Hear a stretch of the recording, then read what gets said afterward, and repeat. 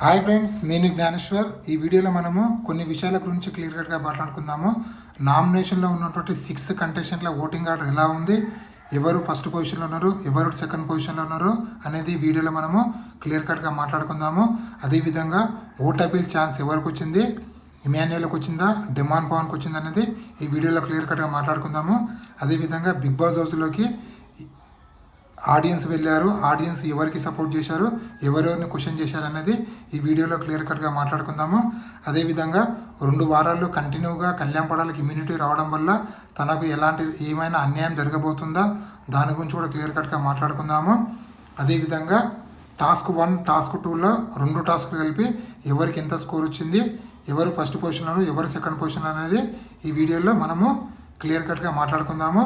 అదేవిధంగా తనుజ వర్సెస్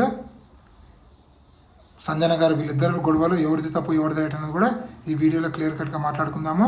నేను చెప్పబోయే ప్రతి అంశం పైన మీకు ఫుల్ క్లారిటీ కావాలంటే దయచేసి నా వీడియో చివరి వరకు చూడండి.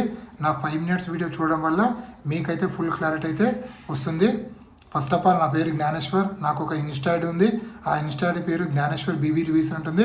మీరు ఇన్స్టాగ్రామ్ని ఫాలో అవడం వల్ల బిగ్ బాస్ 9కి సంబంధించిన ప్రతి ఒక్క అప్డేటు ఎపిసోడ్ కన్నా ముందే మీకు తెలవాలంటే దయచేసి నా ఇన్స్టా ఐడిని ఫాలో అవ్వండి.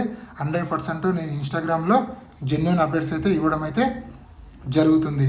So first of all, first task, second task already 24/5 లైవ్లో సెకండ్ టాస్క్ కంప్లీట్ అవ్వడం జరిగింది.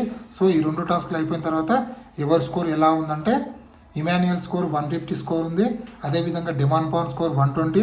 అదేవిధంగా తనుజ గారి score 90, Barni score 90, Suman Shetty score 90, Sanjana గారి స్కోర్ అనేది 80 అయితే ఉండడం జరిగింది. సో మొత్తానికి ఫస్ట్ పొజిషన్లో ఉన్నది ఇమాన్యుయల్, సెకండ్ పొజిషన్లో ఉన్నది డిమాండ్ పవన్. సో వీళ్ళిద్దరు ఉన్నాక వీళ్ళిద్దరిని బిగ్ బాస్ ఉన్నటువంటి గార్డెన్ ఏరియాలోకి బిగ్ బాస్ పిలుస్తారు. వీళ్ళని పిలిచినాక అప్పుడే బిగ్ బాస్లోకి 20 మంది audience, 20 members audience Bigg Boss హౌస్లోకి ఎంట్రీ ఇవ్వడం అయితే జరుగుతుంది. ఎంట్రీ ఇచ్చిన తర్వాత ఇమాన్యుయల్, డిమాండ్ పవన్ని ఆడియన్స్ ముందర ఒక క్వశ్చన్ అడగడం జరుగుతుంది. ఆ క్వశ్చన్ ఏంటంటే, సక్సెస్ అంటే మీనింగ్ చెప్పండి అంటే డిమాండ్ పవన్, అదేవిధంగా మన ఇమాన్యుయల్ సక్సెస్ మీనింగ్ చెప్పడం జరుగుతుంది. అప్పుడు ఆడియన్స్కి ఒక క్వశ్చన్ అడుగుతాడు బిగ్ బాస్. సో ఇందులో ఎవరు ఆన్సర్ మీకు మంచిగా అనిపించిందంటే వాళ్ళు మన ఇమాన్యుయల్కి ఓట్ వేయడం జరుగుతుంది. సో ఇమాన్యుయల్కి ఒక రెడ్ బటన్, అదేవిధంగా డిమాండ్ పవన్కి ఒక బ్లూ బటన్ ఇవ్వడం జరుగుతుంది. సో మీకు ఎవరు ఆన్సర్ నచ్చింది ఆ బటన్ నొత్తండి అంటే మ్యాక్సిమం ఆడియన్స్ ఇమాన్యుయల్కి ఓట్ వేయడం జరుగుతుంది. సో ఇమాన్యుయల్కి ఓట్ వేయడం వల్ల ఇమాన్యుయల్కి ఈ వారము ఫస్ట్ ఓట్ అపీల్ ఛాన్స్ అనేది ఇమాన్యుయల్కి అయితే రావడం అయితే జరిగింది. ఇది ఇప్పటివరకు లేటెస్ట్ అప్డేట్. అదేవిధంగా నామినేషన్లో ఉన్నటువంటి 6 కంటెస్టెంట్ల ఓటింగ్ ఆర్డర్ ఒకసారి పరిశీలిస్తే, నామినేషన్లో తనుజ, భరణి, సుమన్ శెట్టి, సంజన, ఇమాన్యుయల్, డిమాండ్ పవన్, టోటల్ 6 కంటెస్టెంట్లు ఉన్నారు కదా. ఈ 6 కంటెస్టెంట్ల ఓటింగ్ ఒకసారి పరిశీలిస్తే టాప్ ఓటింగ్లో తనుజ గారు కొనసాగుతున్నారు. ఏ అన్అఫీషియల్ పోలింగ్ చూసినా, యూట్యూబ్ చూసినా, ట్విట్టర్ చూసినా, టెలిగ్రామ్ చూసినా, ఎక్కడ చూసినా కూడా తనుజ ఓటింగ్ అనేది 30% నుంచి వెళ్ళి 40% మధ్యలో కొనసాగుతుంది. ఓవరాల్గా అయితే 35%లో ఉంది. అదేవిధంగా సంజన గారు ఓటింగ్ అనేది 16%లో, డిమాండ్ ఓటింగ్ అనేది 14%లో, సుమన్ శెట్టి ఓటింగ్ అనేది 9%, బర్నీ ఓటింగ్ అనేది 9%, అదేవిధంగా ఇమాన్యుయల్ ఓటింగ్ అనేది 14%లో కొనసాగుతుంది. నామినేషన్లో ఉన్నటువంటి 6 కంటెస్టెంట్లో ఒక తనుజ తప్ప రిమైనింగ్ కంటెస్టెంట్లు అందరూ డేంజర్ జోన్లో ఉన్నారు. కానీ అఫీషియల్ ఓటింగ్లో సెకండ్ పొజిషన్లో డిమాండ్ పవన్, థర్డ్ పొజిషన్లో ఇమాన్యుయల్ ఉన్నారంట మనకు వచ్చిన లేటెస్ట్ ప్రకారము. సో నామినేషన్లో ఉన్న 6 కంటెస్టెంట్లో మీరు ఎవరికి ఓటేస్తున్నారు, అలాగే ఎవరు ఎలిమినేషన్ అయితే బాగుంది అనుకుంటున్నారు, సింగిల్ ఎలిమినేషన్ అయితే ఎవరు కావాలి, డబుల్ ఎలిమినేషన్ అయితే ఎవరు కావాలనుకుంటున్నారు అనేది ఈ వీడియోకి ఒక లైక్ చేసి కింద కామెంట్ అయితే పెట్టండి.